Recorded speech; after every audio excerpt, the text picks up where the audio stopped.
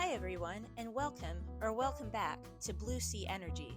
I'm Marissa, and today I'd like to talk about electric vehicles helping to prevent or recover from power outages, thanks to a technology called Vehicle to Grid, or V2G.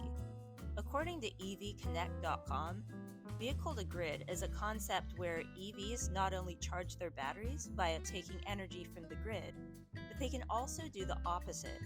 When the need arises, the vehicle serves as a backup battery for the grid, discharging its stored energy into the grid to provide power when other sources aren't available.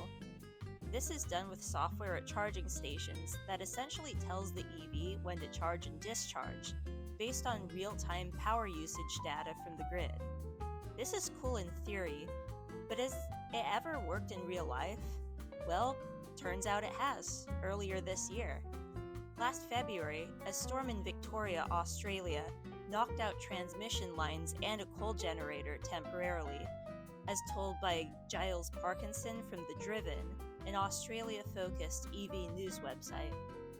This storm cut power to around 90,000 customers for more than an hour. Within seconds, large batteries and generators ramped up to stabilize the grid and prevent further outages. They were also helped by 16 Nissan Leafs in the Australian capital of Canberra, more than 500 kilometers or 300 miles away, which discharged energy into the grid as well. Remarkably, Dr. Bjorn Sternberg of the Australian National University told The Driven that this was the first time in the world that a vehicle-to-grid emergency response has played out in real life. Dr. Sternberg also said that the university has 51 EVs in Canberra that communicate with the grid via their charging equipment and can quickly give a burst of power to stabilize the grid in a major event. And this procedure has just been proven by the events of the outage in Victoria. In fact, the 51 EVs are part of a larger study in the Australian Capital Territory on how well vehicle-to-grid technology responds, adapts, and functions. During the February outage, 16 of the EVs in the Capital Territory study were plugged in around Canberra, 4 were charging, and 12 were idle. All were able to quickly discharge and boost the grid as their programming told them to. Their output was only 107 kilowatts, but at scale, the potential for this technology could be huge. Dr. Sternberg estimated that had 6,000 vehicles discharged in that moment, which is less than the number of EVs currently registered in Canberra, there probably wouldn't have been an outage for those 90,000 power customers. Plus, 105,000 EVs with V2G equipment could back up the whole Capital Territory plus New South Wales, home to around 8.5 million people combined.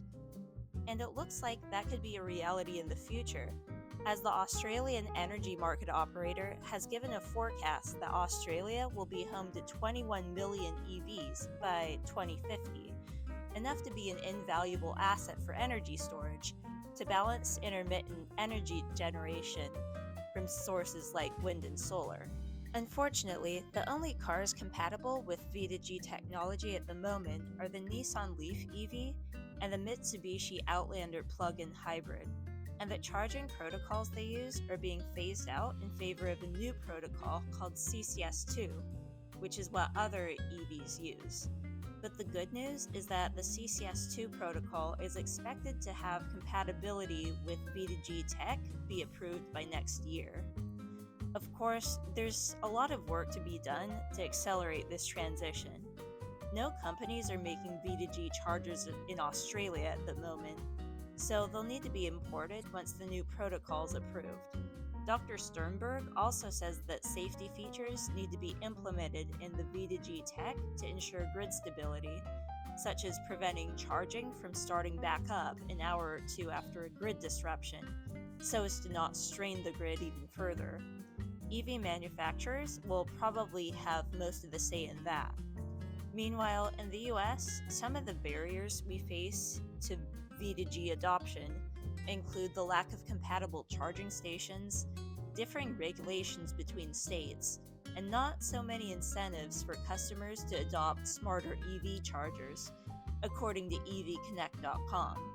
Because the EV markets worldwide, not to mention the energy transition itself, are so globalized and interconnected, Australia likely faces some similar challenges, such as the lack of compatible infrastructure at the moment. But the fact that V2G tech has just been proven in an emergency is a great step in the right direction. I hope both Australia and the US can help lead the charge to ramp up this technology and help the energy transition unfold. Thanks everyone for watching this video, and a special thank you to my subscribers. If you'd like to subscribe, feel free to click the subscribe button below the video or the Blue Sea Energy logo on the bottom right.